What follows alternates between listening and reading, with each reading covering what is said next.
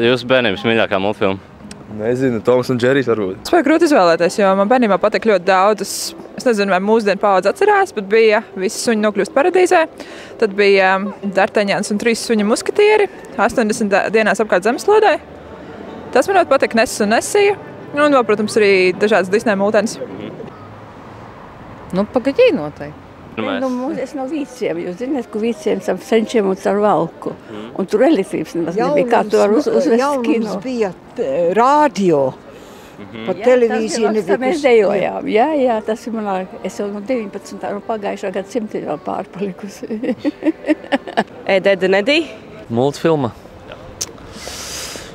SpongeBobs. Madagaskara. Bērnības jau nu gan ne, bet visu laiku man mīļākā multfilma ir noteikti Maska. Viena no daudzajām, jā. Eds un Edijs, jā. Un Billijs un Mendi.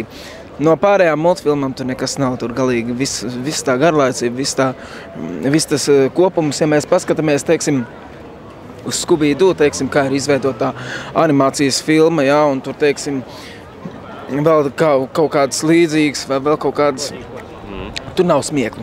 Yu-Gi-Oh! Tom un Džeri. Simpsoni. Tā skatās kā multfilma. Tur nav smieklu.